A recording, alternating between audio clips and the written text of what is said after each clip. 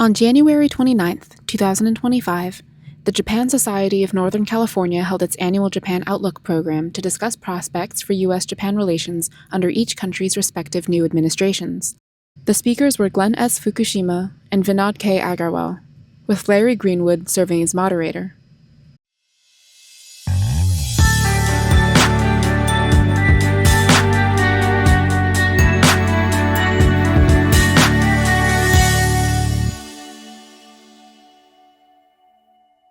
My name is Larry Greenwood. I'm the chair of the board of the Japan Society of Northern California. As you may have noticed, there's a new administration in Washington, D.C. and there's also a newish administration in Japan, with the Prime Minister only being in office now for about 4 months.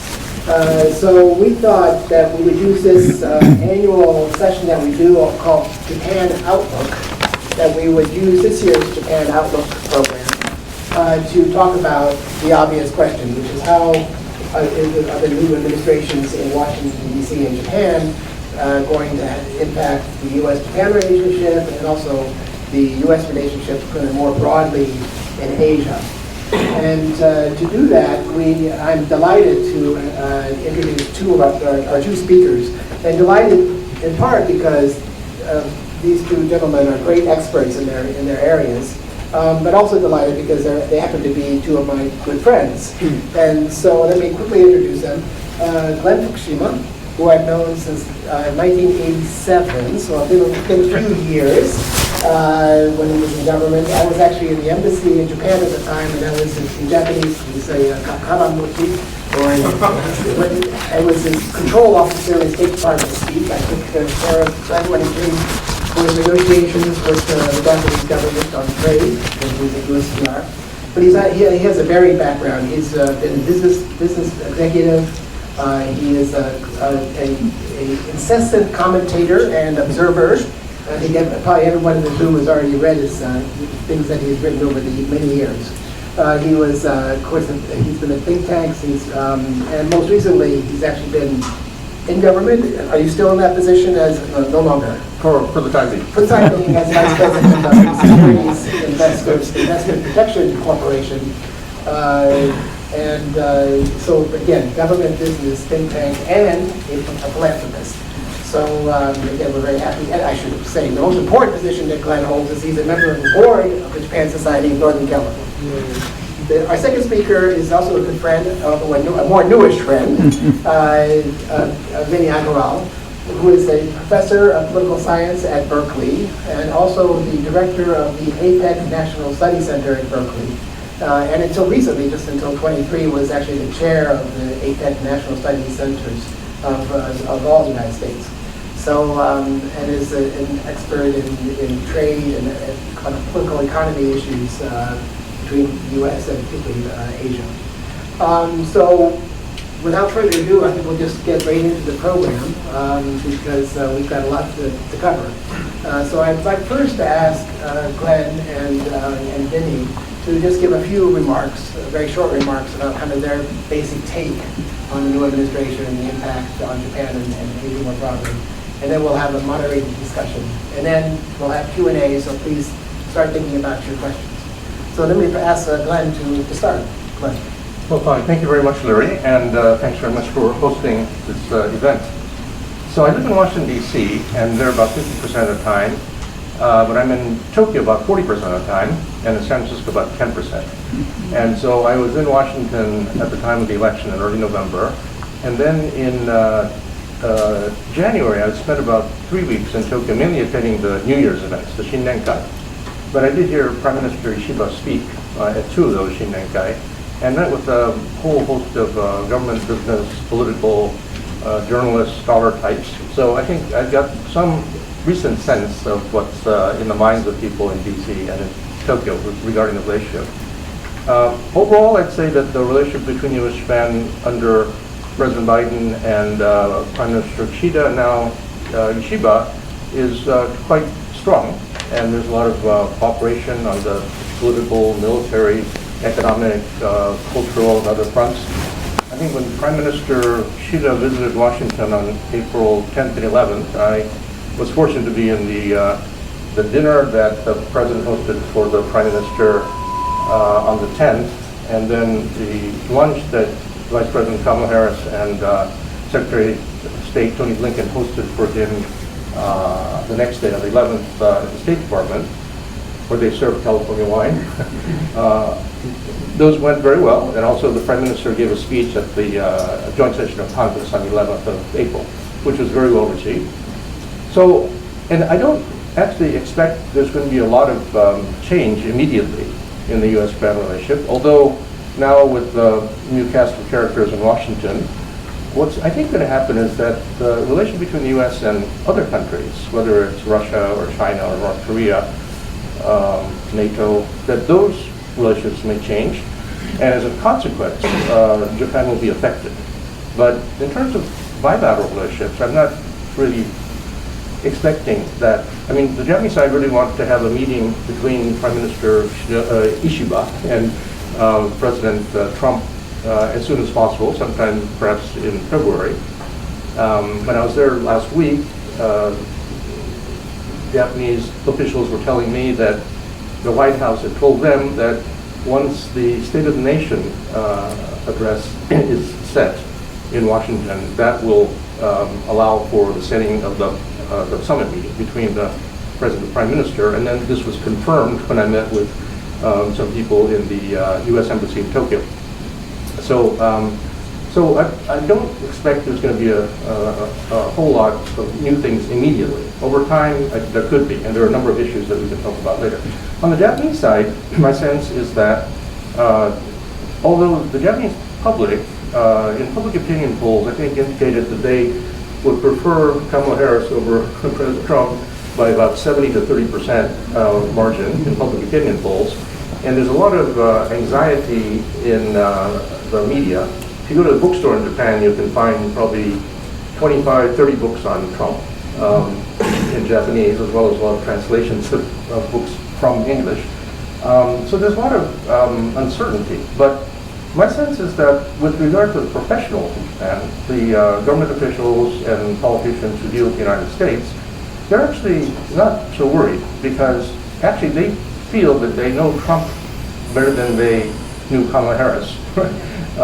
When Biden was still, until July 21, the nominee on the U.S. side, I think the Japanese government was spending all of its time on the Trump people because they felt they knew Biden.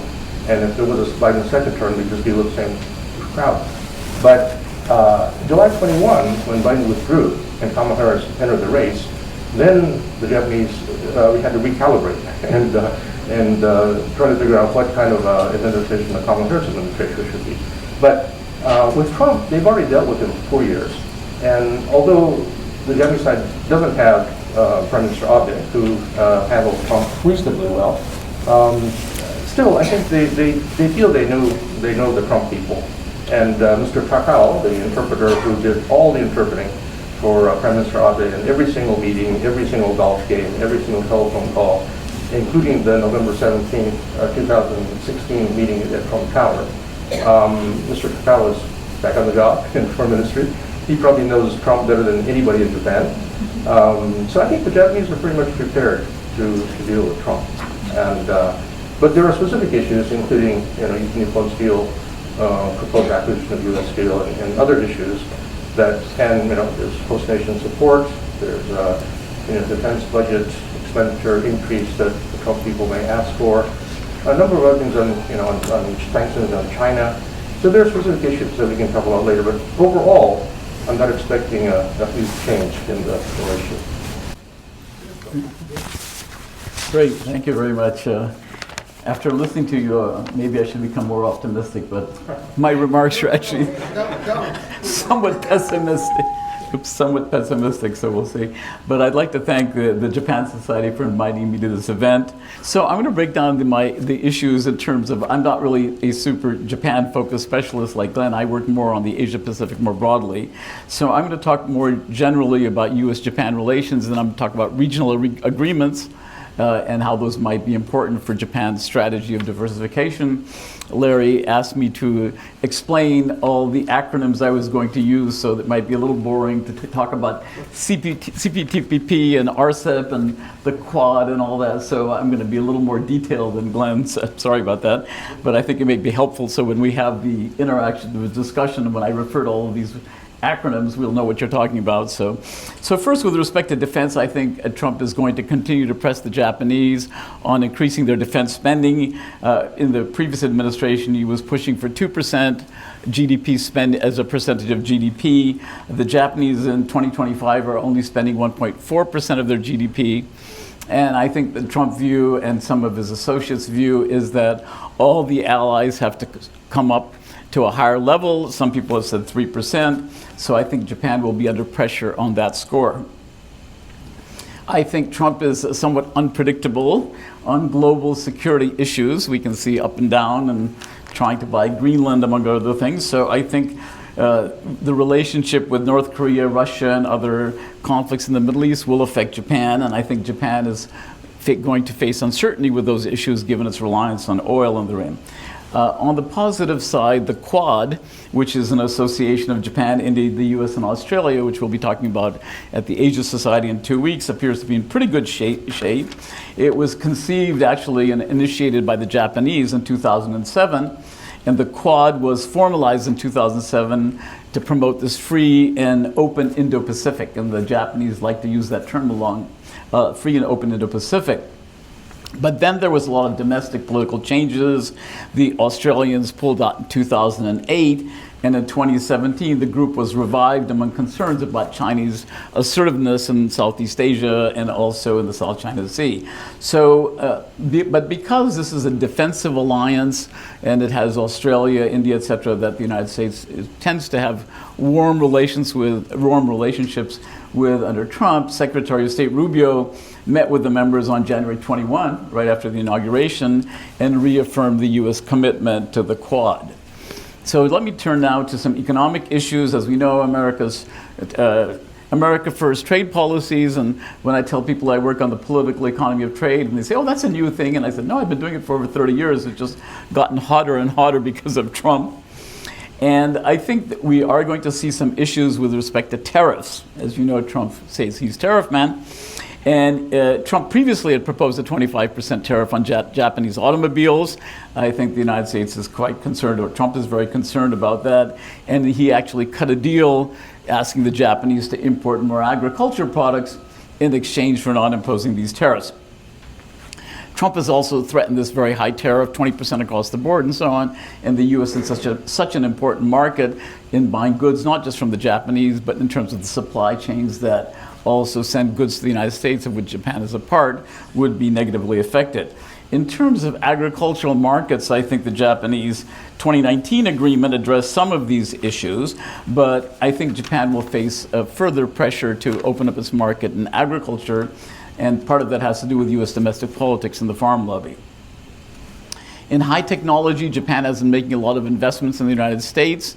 Japan is trying to develop a lot of semiconductors, and I think there's going to be pressure on Japan not to interact so much with China. I think DeepSeek is as they say, this is the satellite moment of the 1950s, and suddenly great concern that AI will be taken over by the Chinese. I think that's an important thing.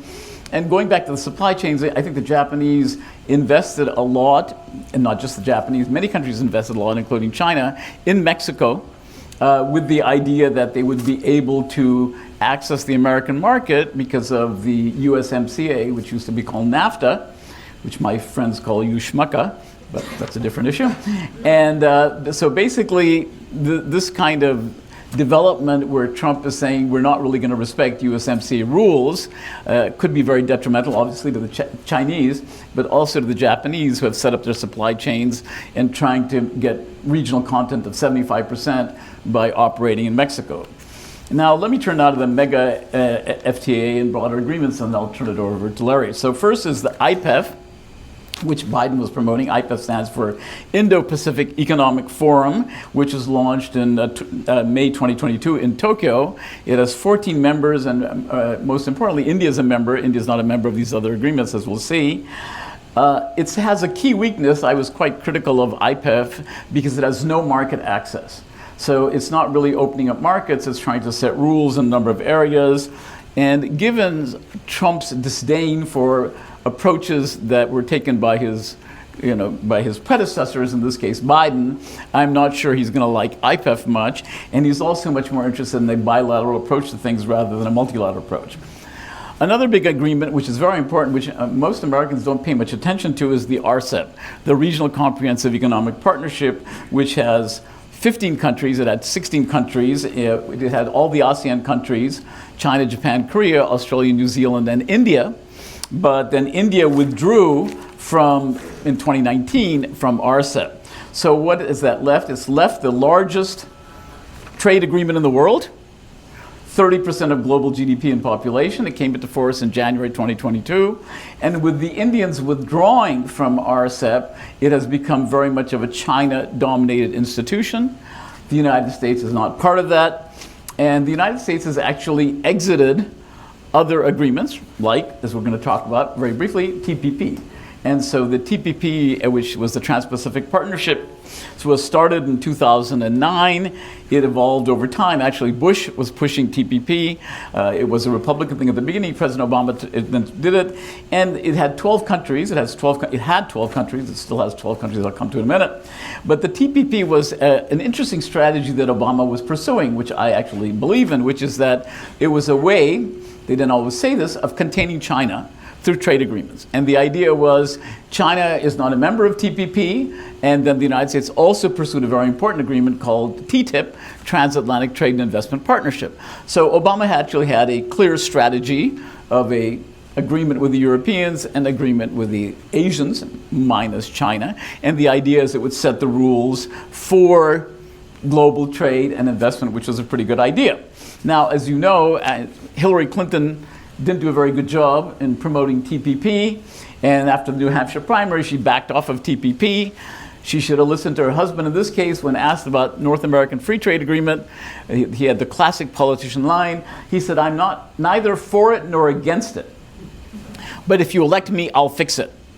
She should have just said the same thing about TPP. So in the end, Trump ran around saying TPP is the rape of America and other flowery, unpleasant language, and that was really used against her. And so TPP basically, the United States withdrew from TPP as soon as Trump became president. So then we had a surprising development. Japan, to be a little blunt here, hasn't taken much leadership in the last 20 years, but Japan actually made a very aggressive effort to make sure that TPP would not die, and that eventually became what's now called CPTPP, and it suspended some clauses that the United States was fond of with respect to intellectual property and investor-state disputements, but the accord was signed in 2018. It eliminates tariff on 95% of goods. It's very important for labor, environment, digital trade, and e-commerce. And then, strangely, who became the 12th member? Anybody know? The British, right? So the British were looking around for something to do, having left the EU, and they said, oh, there's this agreement we could join. And strangely enough, they let them in. So now Britain is a member of CPTPP. So the U.S. is basically, from my perspective, out of the Asia game, at least on this minilateral regional basis. It's not a member of CPTPP.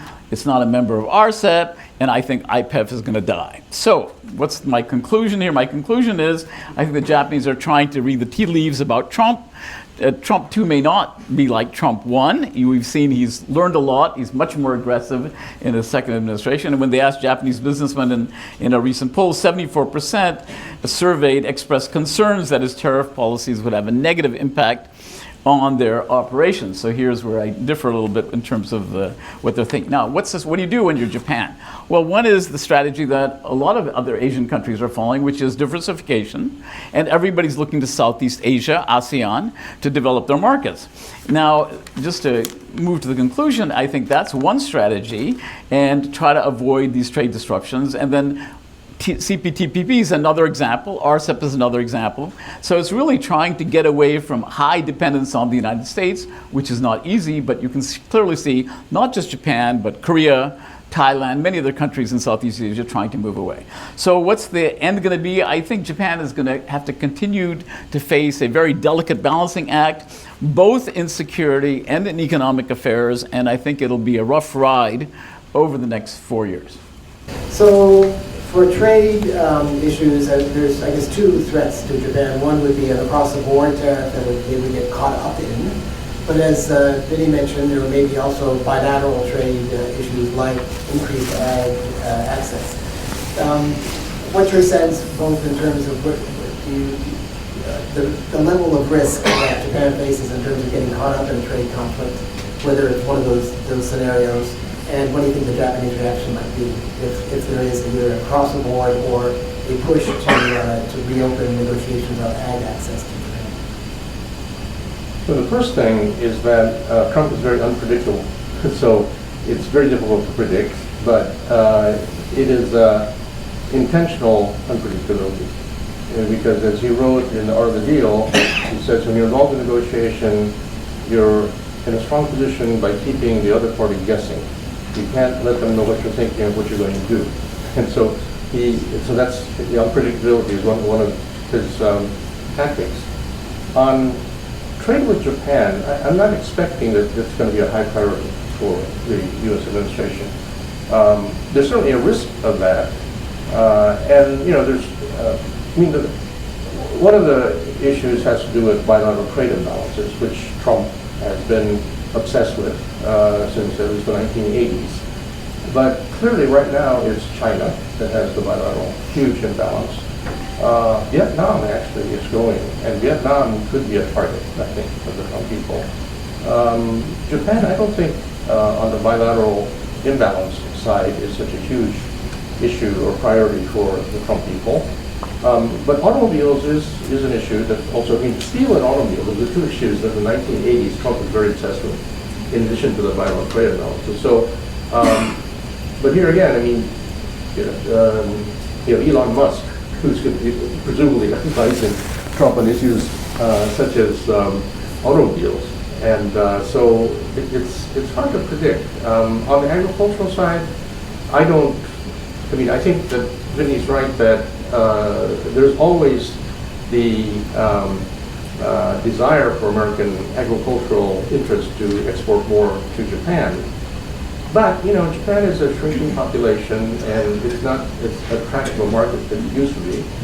So I don't see that Japan is going to be such a high priority on the trade side. On tariffs, again, it's unpredictable, and to what extent, Trump is using the threat of tariffs to achieve certain ends that are not economic, as he is doing with other countries.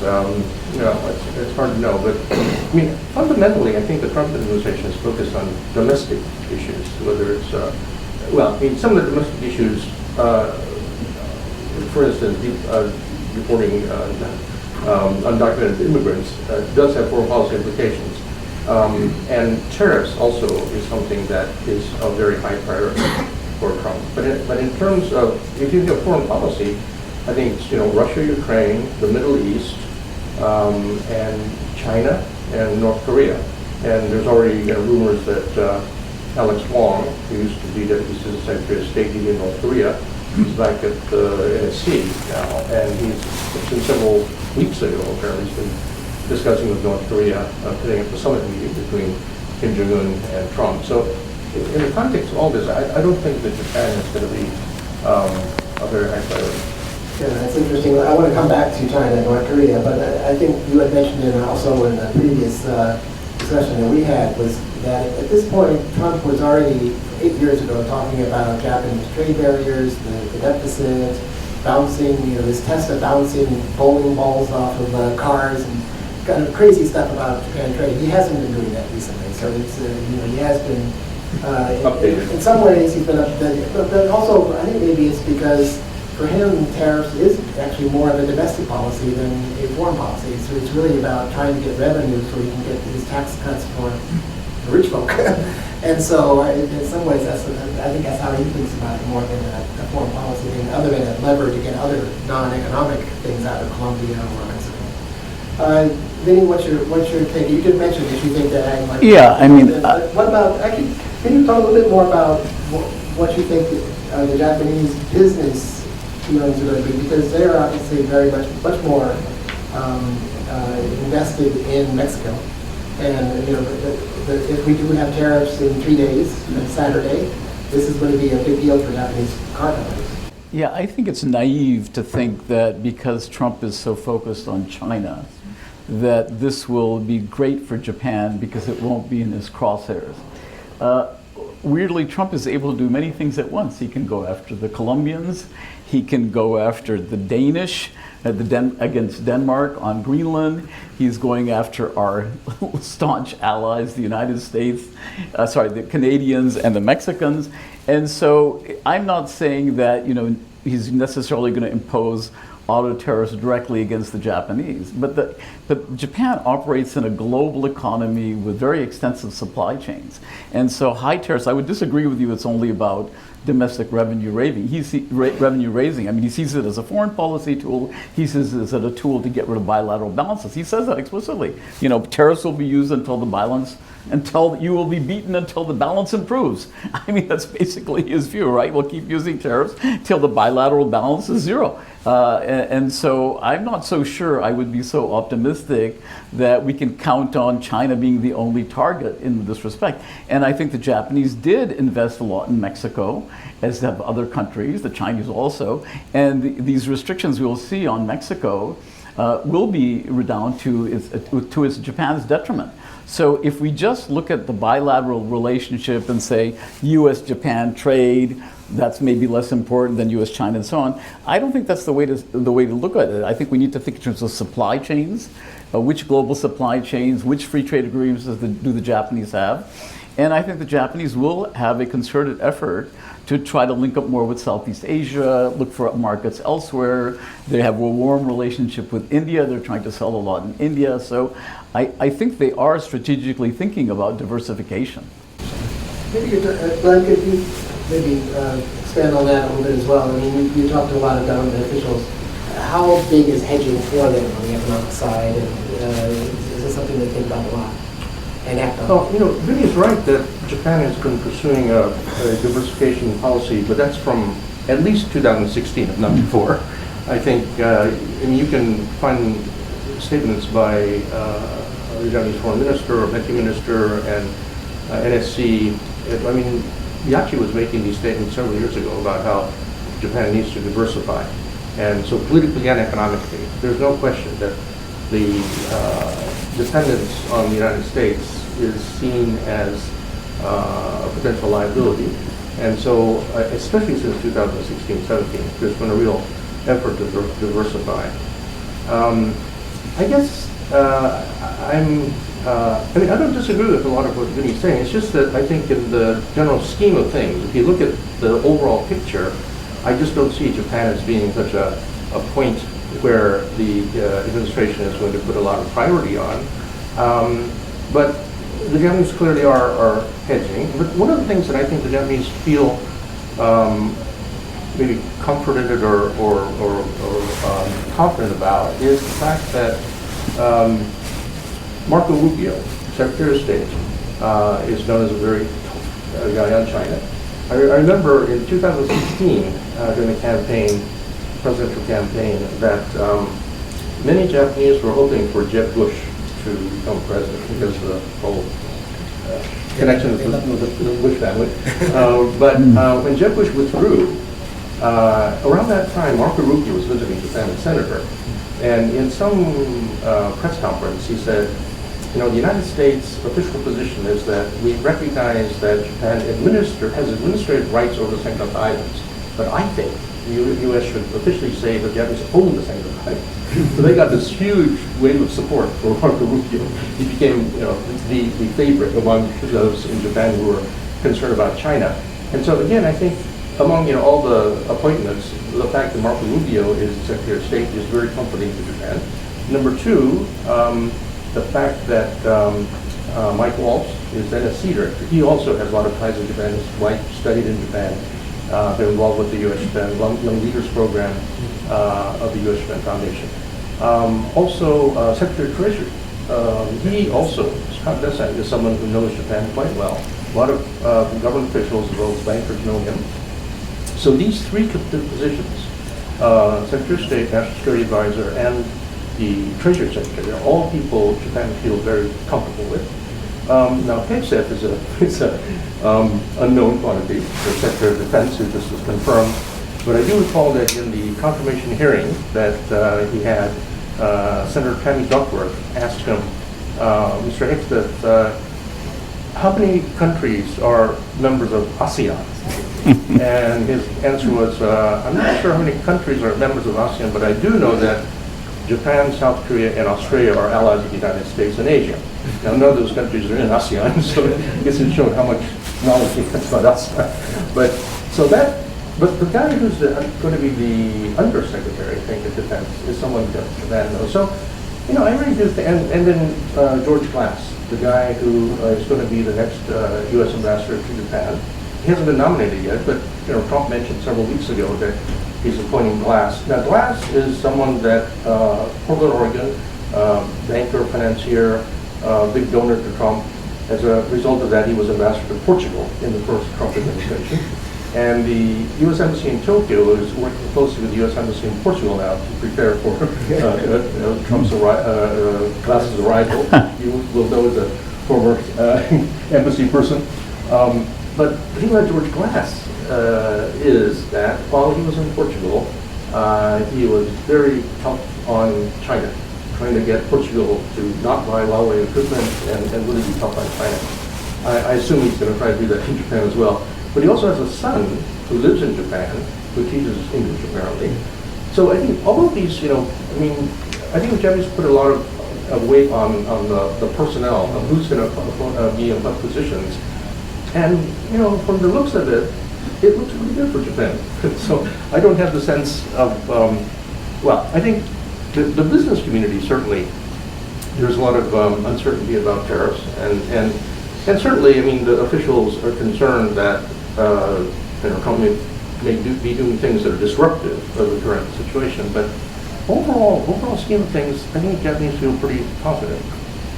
The team, I'm glad you went over the team because I think that's an important point. I would also note that Scott Bessent is also, at least during his hearings, he talked about that deficits are the result of macroeconomic forces. Exactly the opposite of what Trump believes. Fortunately, Trump, I don't believe the president actually knows enough about economics to know that Scott was saying the opposite of what he's saying. But there's going to be a battle, obviously, within the administration between the pro-tariff people like, the new Commerce Secretary, but Peter Navarro, of course, is back. And so there'll be that forces. But you have Bessent, you have Walsh, and others who are probably going to be arguing against. So it'll be interesting to see how that all works out. Anything to add to that? Well, I agree that there are a bunch of people who may be pro-Japan or that Japan can live with it. As a political scientist, we don't spend that much time on personalities. That's a very diplomatic business person game of who's on first, who's on this. And I don't see the world that way, honestly. And I think you need to focus more on important structural forces. And we've seen in the Trump administration, he's now basically trying to persecute the former general. It's not like his personnel are stable, right, in any administration. So this whole idea, well, these four people are sort of get along with Japan because his son, studied. That's okay. That's a kind of analysis also. That's not the kind of analysis I do. I'm not critical of that analysis, but it just seems to me that's not the way to think about international relations. I think Trump has made it very clear what his, Weltanschauung is, broadly speaking, of the world. And I think some countries, will be more the target than others. But if you look at China, he also threatened to put tariffs on China immediately, and China's doing okay right now. He hasn't put tariffs on China. And weirdly, he's focusing on his allies, right? If you think about who he's going after, Denmark, Colombia, one of our staunchest allies in Latin America, Mexico, and Canada. Okay, well, weird, isn't it? Stay tuned. But, yeah, so let's turn to investment and trade. Glenn, you mentioned Nippon Steel. Do you think the Nippon Steel decision is going to stick in the Trump administration? And if so, do you see it as a signal, or will the Japanese see it as a signal about caution in terms of investing in the United States, certainly acquiring companies? Or do you think that they'll see it as simply a one-off, very unusual political deal? Well, when I was in Japan earlier this month, this issue came up with many people I spoke with, both in government and business and in academia and in journalism. By the way, everyone knows what we're talking about in Nippon Steel acquisition, right? Yeah, okay, good. So it is a topic of interest and concern. With Trump, because things are unpredictable, there are some people who have the hope that because Trump loves deals, that maybe someone like Masayoshi Son, who's promised $100 billion investment in the United States and has been praised by Trump, somebody may come along and propose to Trump a deal that Trump will find attractive. And he could say, well, this solves the problem, and I'm the guy who cut the deal. So there is some hope among some people that might happen. I frankly don't think that's not going to happen, because I think that because of his obsession with steel and the fact that the CEO of Cleveland-Cliffs, who's been working behind the scenes, and this is something that Nippon Steel just had no clue about, at least in January of last year, or December of last year, or 2 years ago, when they made the announcement, is that the guy who's the CEO of Cleveland-Cliffs has been working behind the scenes with politicians and with the labor unions to basically block the deal. And now, I think Cleveland-Cliffs is working with Nucor to work together to do the acquisition. Nucor's CEO in 2016 was one of the two people considered to be Trump's U.S. trade representative. He was a trade advisor to Trump. And so I think the Lighthizer Trump, this guy, I forget his name, Dimitri, I think his name is, but there's a lot going on here that leads me to conclude that the deal is not likely to happen. And now there's Ancor, there's an investment group that just in the last couple of days has made an investment in U.S. Steel, and they're calling for the deal to be killed. And so there's a lot of complications that are not necessarily very transparent, but my sense that it's probably not going to go through. And I think by and large, the Japanese see this as kind of a one-off, because Trump keeps saying, and people around him keep saying, that they want foreign investment. And so,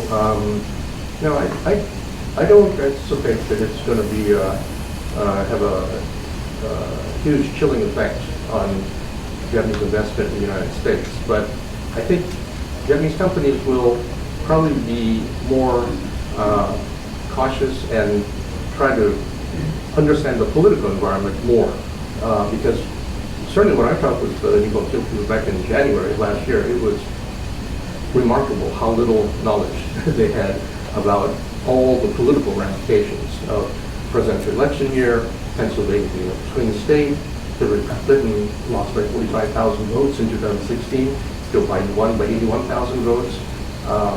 The president saying he's the most union-friendly president of American history. And then this guy called, says that the CEO of Cleveland-Cliffs working behind the scenes. And you had J.D. Vance, who was at that time Senator from Ohio, and Bob Casey and John Fetterman. It's interesting, because right after that deal was announced in December of 2023, Rahm Emanuel sent our Twitter message immediately saying how great a deal this was. And then apparently Fetterman called him, and from then there's been no endorsement of the deal. And so, clearly the political forces were kind of overwhelming the business case that everyone thought it was a good deal.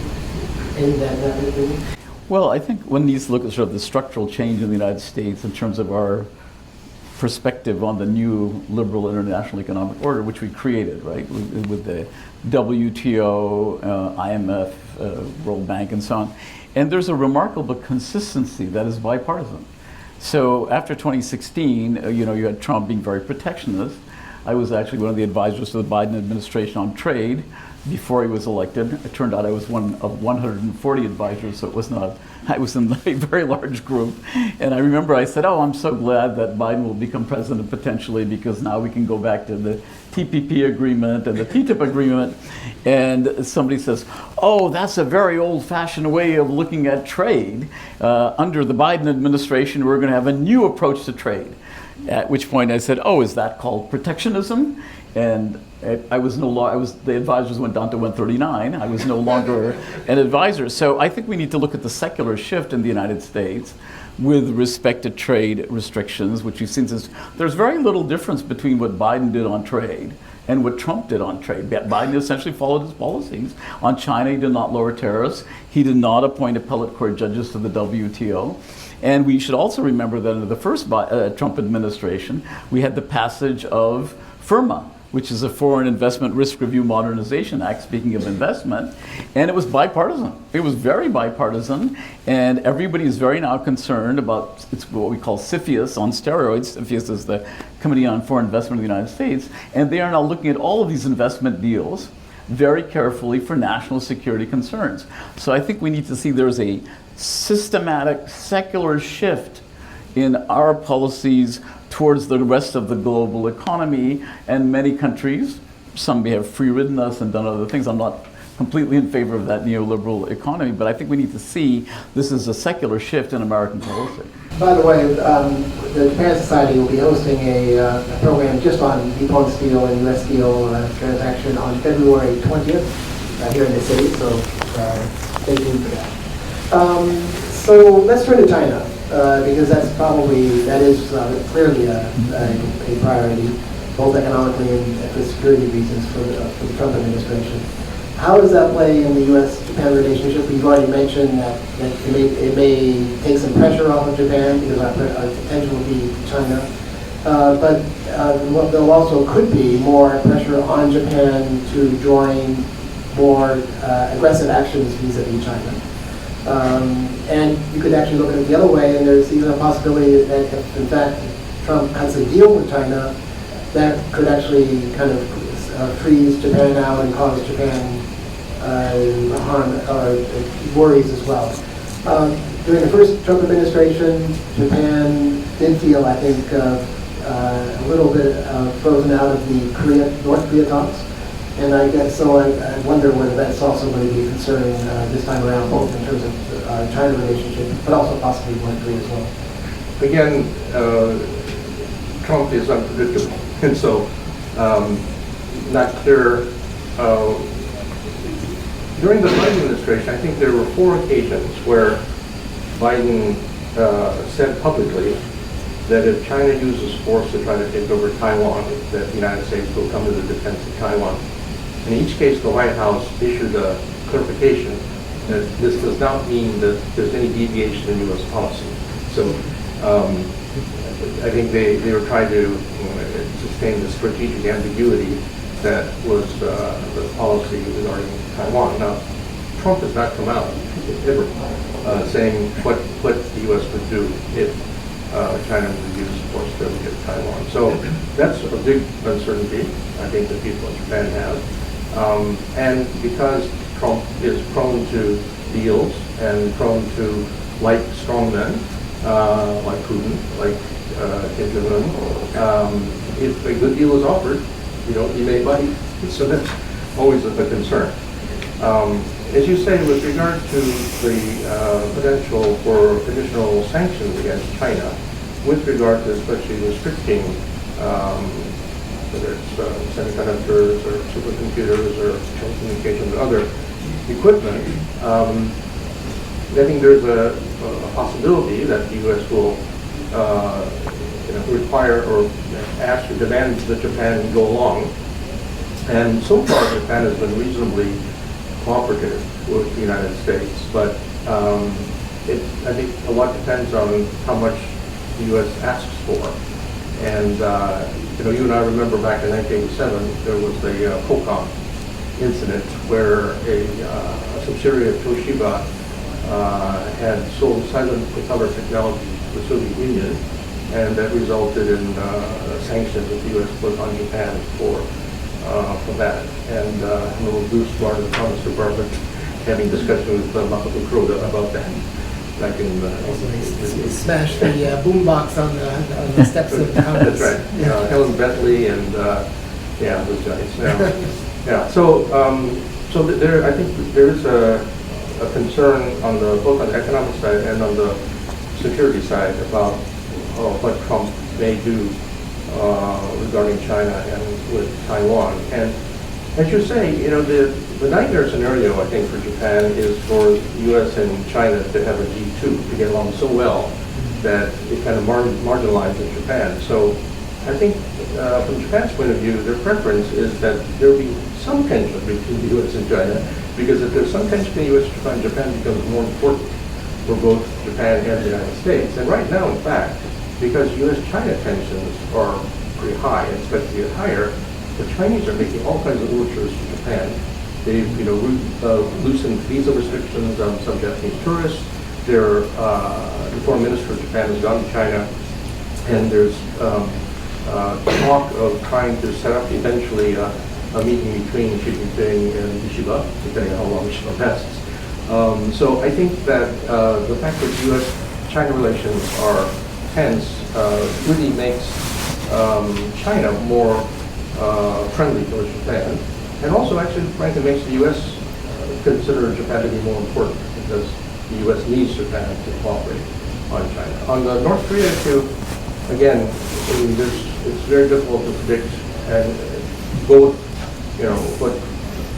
what will happen in the meetings. I mean, and last time we had people like John Bolton who were trying to pull back, Trump to make sure he doesn't cut any weird deals, but not clear, if there's anybody, an adult in the room that's going to do that this time. Waltz or What's with it?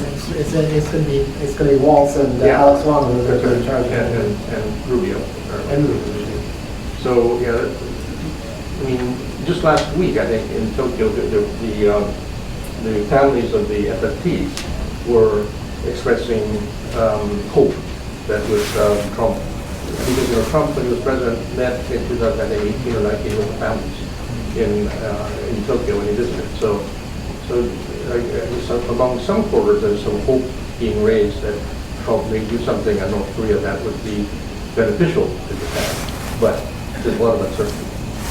Vinny, so you mentioned RCEP, a bunch of other agreements. RCEP in particular, since that is both China and Japan. Right. So what's your sense on how far, if in fact the situation worsened between the U.S. and China, how far could Japan go, given that it still has very strong business ties with China? What's your sense of that whole dynamic? I mean, I think this is a general problem that all Asian countries have, right? East Asian countries in particular, which is that they are highly dependent on the U.S. market. They're highly dependent on the Chinese market, but they're highly dependent on the United States for defense. And this duality that they have to tackle is a very difficult problem for them. If you look at Korea, if you look at Malaysia and Singapore, Singaporeans always say we're friends with everybody. And Trump doesn't operate that way. You're either with us or against us in many ways. He doesn't like people saying we're trying to, he doesn't look at it from the perspective of those countries. So for example, India has been buying a lot of oil from the Russians and buying defense equipment, and I don't think he's going to be particularly happy about that. So I think that's a significant problem. I think we didn't talk much about, which would be interesting, which is the Japanese-Korean relationship. And I think the problems that we've seen in Korea with this martial law is very important. And I think one important success of the Biden administration was that it was able to get the Japanese and Koreans talking. It was really an American push and focusing more on China. And I think that was important. So the evolution of that relationship is now in question. And I think the Chinese are actually more in the driver's seat in terms of the global economy, because they have a lot of investments in Central Asia. They've used Belt and Road successfully. They've had some tensions in Africa, but they've been quite successful in Africa.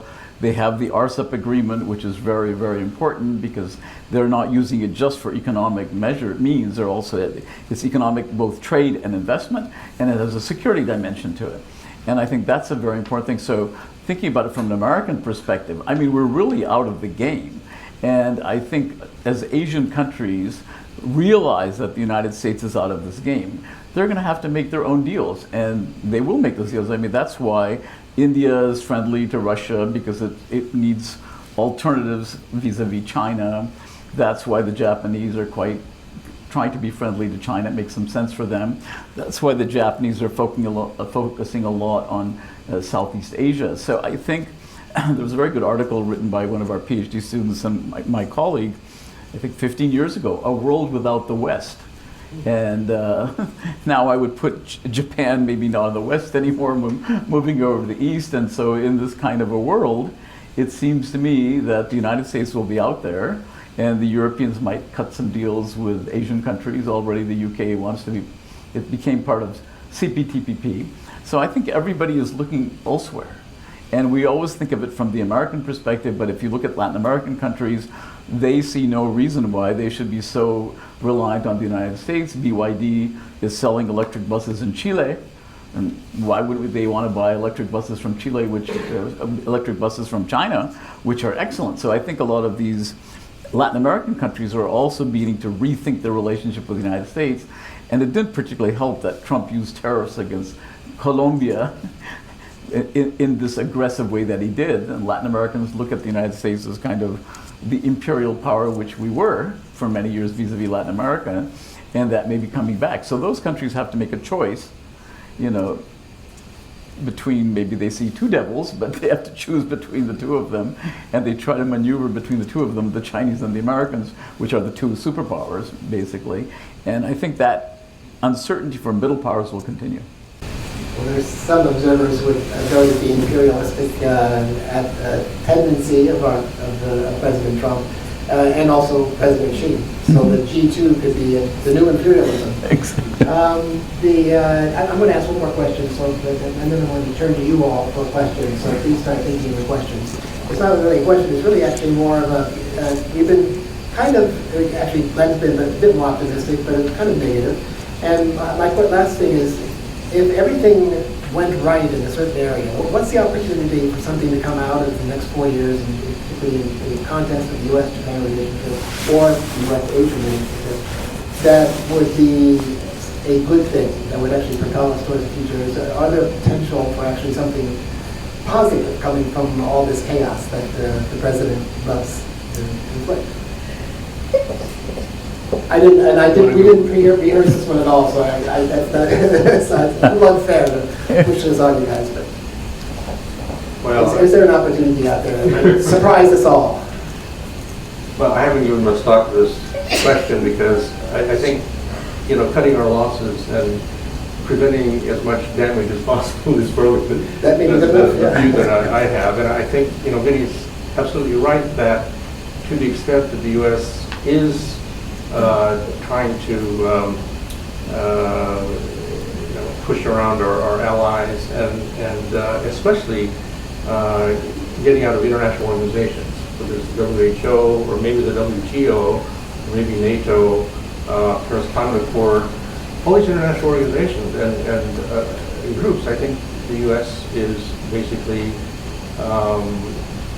creating its own isolationism and creating a vacuum for China to take over these organizations. So I think from that standpoint, it's hard for me to imagine what good is going to be coming out of all of this. So damage limitation is best case for Glen, okay.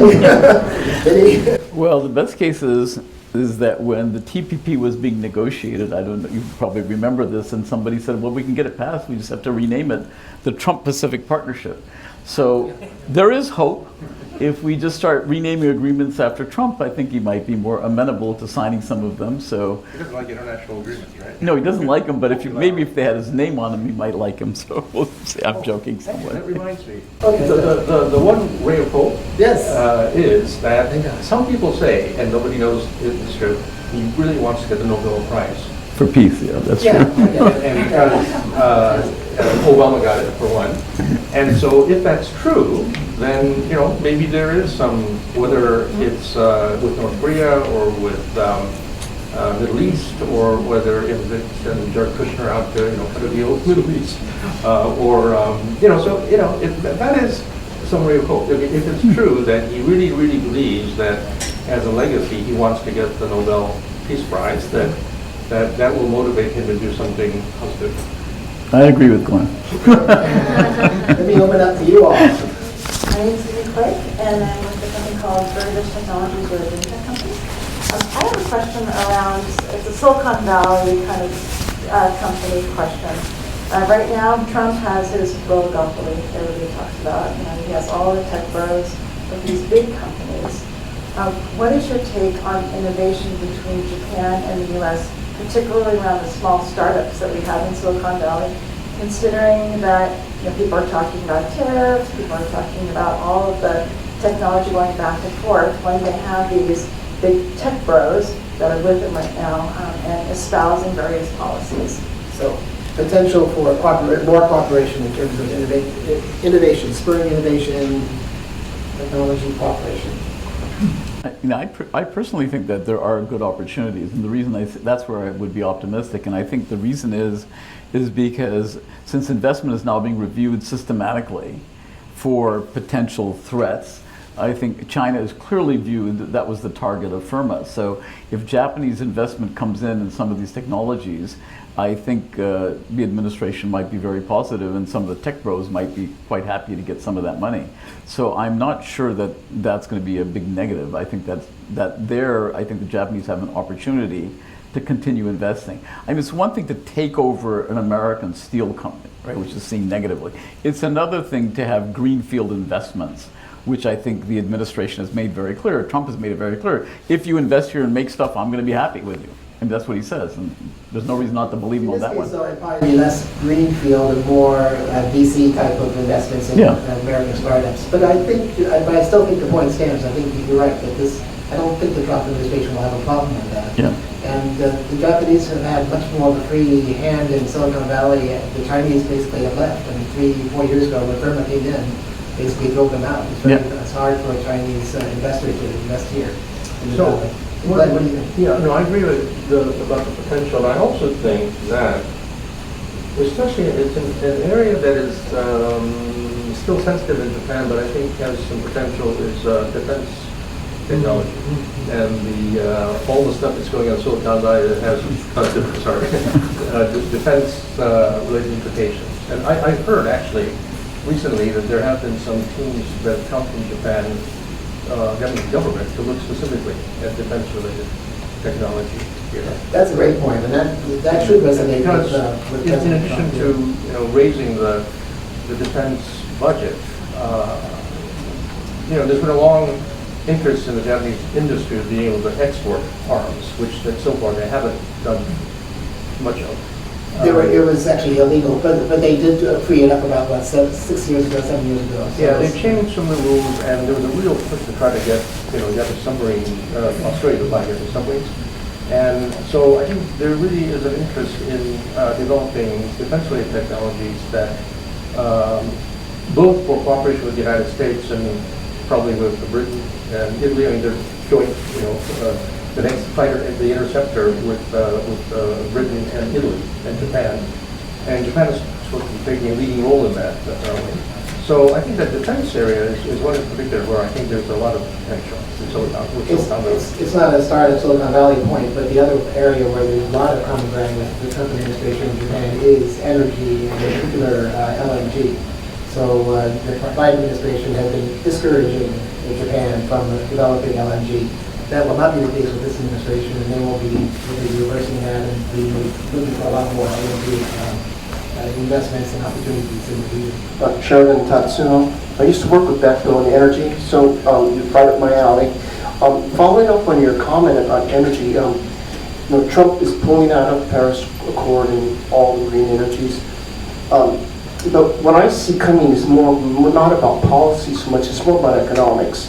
And if you really look at the numbers, China is driven right now to expand its solar, its renewable storage, EV global shipments globally to create jobs in China, and the prices are just plummeting right now. And then you have OPEC on the other hand, which is politically determined oligopoly to keep prices high as possible.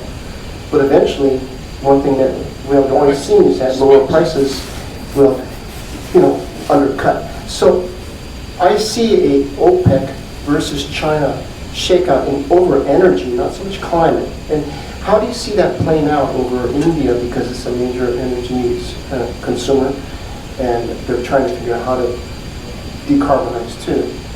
And Japan, because it's a major supplier of all these clean energies. Well, I think with respect to clean energy, I think that this is where Trump is really going in the wrong direction, because the Chinese, contrary to what was expected 10 years ago, completely dominate clean energies. If you look at solar, if you look at wind, they're the dominant player. And it was done with state subsidies, it was done with government procurement, and the Western countries, including the Europeans, naively believed that they would dominate in these technologies. And now we see the Chinese dominating electric cars, and the Europeans are completely freaking out. I gave a talk in Europe last year, and they said, "Oh, you Americans are so aggressive on electric cars, we love Chinese electric cars." I said, let's see how long that lasts. It lasted 3 months. And then the Europeans imposed restrictions on Chinese cars. So basically, if we start exiting the green game, which is a very critical game, not just for global warming and so on, but actually from an industrial standpoint, these are the new industries that are going to do very well. And I think we've simply left our ability to deal with those, and Trump, because he's so obsessed with oil and gas and those kinds of things. I mean, basically, there was a very good article, an opinion piece, in which it said basically we're no longer playing this game of where we could be successful in green energy, which Biden was trying to do with all the initiatives. And I think that's a really big problem for the United States. Give a sense on the Japanese auto companies who have put a lot of money in the green area, as ours have, and are not exactly that excited about the Trump anti-green. What are the Japanese auto companies thinking? I think they're kind of obsessed with the Nissan Honda deal right now. Yeah. I actually went to the JAMA, the Japan Automobile Manufacturers Association Shinnenkai. Okay. And they didn't talk about policy issues very much there. I'd say that there wasn't. I was actually a little surprised by how little concern was being expressed about what might happen with tariffs. And on energy, I think that to the extent that Japanese companies are behind in EVs, they don't necessarily think it's such a bad thing that EVs are not being promoted. I mean, the subsidies that the Trump people decided they're going to cut Biden subsidies for $7,500 for EVs. That I don't think Japanese are actually upset about that. I think they may actually be reassured that things are slowing down. Yeah. It means longer life for the Toyota hybrids. Yeah, the hybrids. Yeah. All three of you have remarked on America abandoning all these international organizations and treaties and all, and implied in that is the threat that China's taking up that vacuum, taking up that leadership role as the world's third largest economy. Isn't this an opportunity for Japan to step forward and be that countervailing power to China in all these organizations?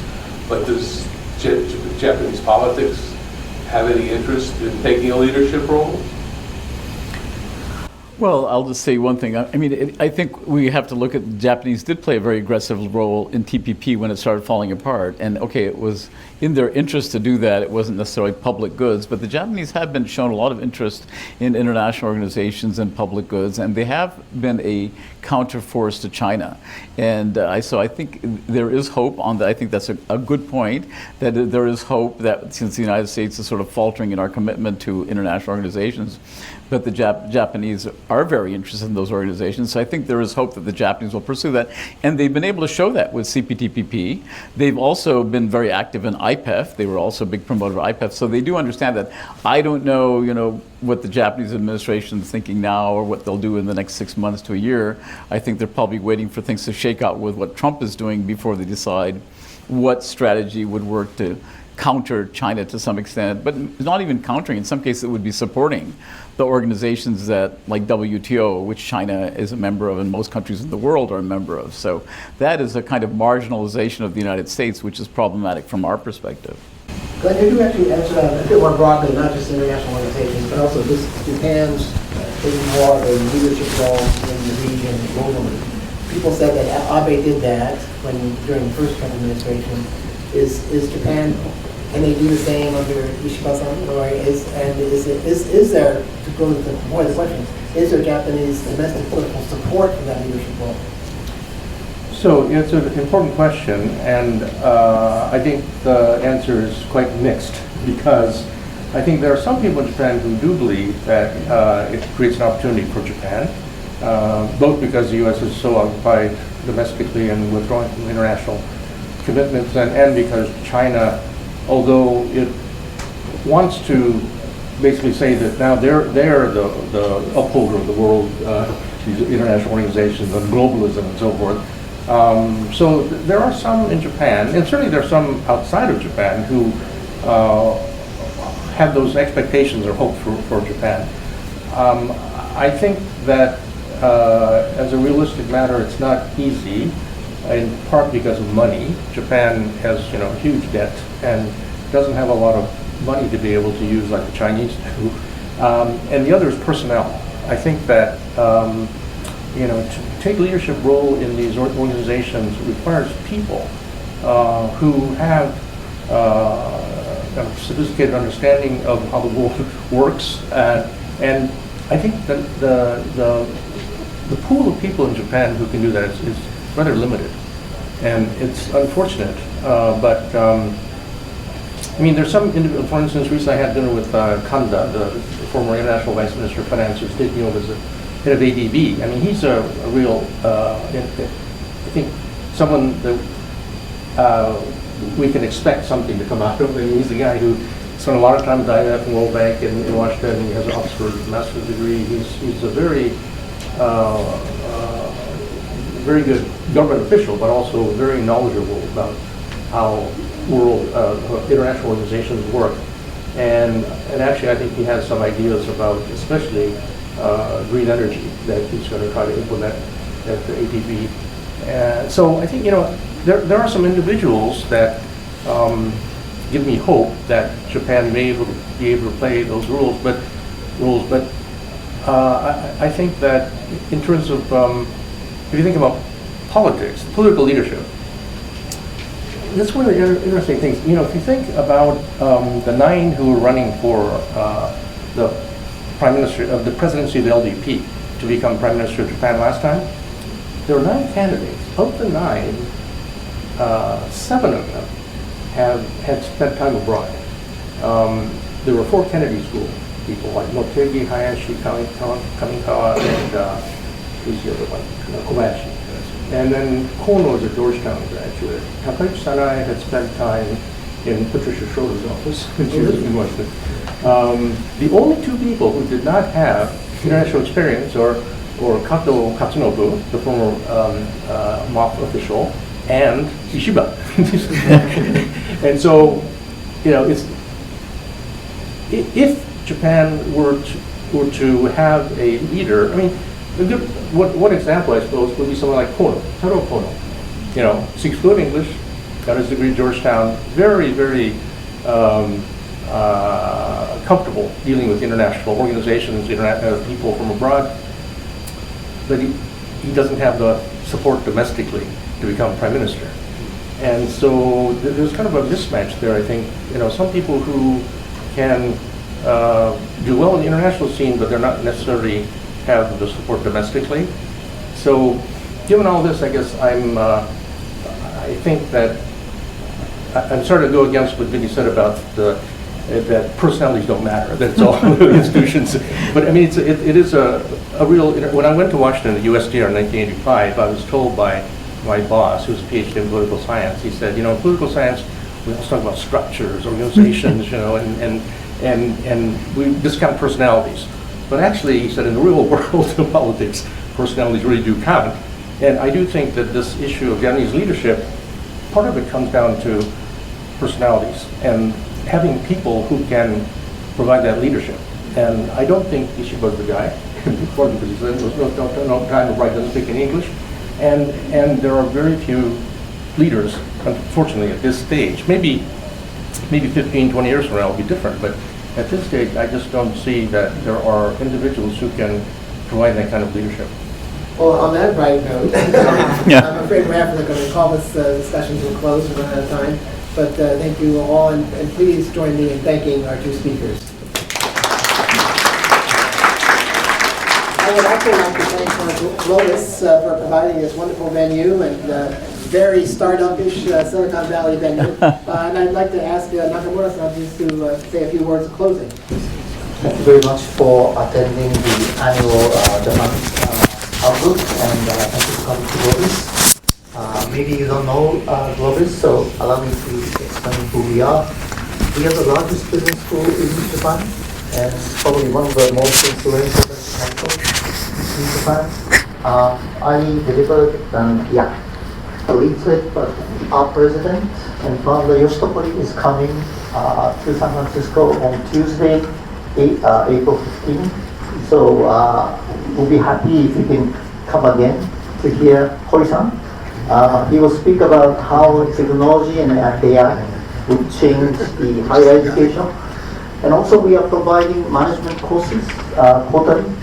So if you know someone who could benefit from our education, please hand out the leaflet. Thank you very much for coming, and I hope we meet again. Thank you.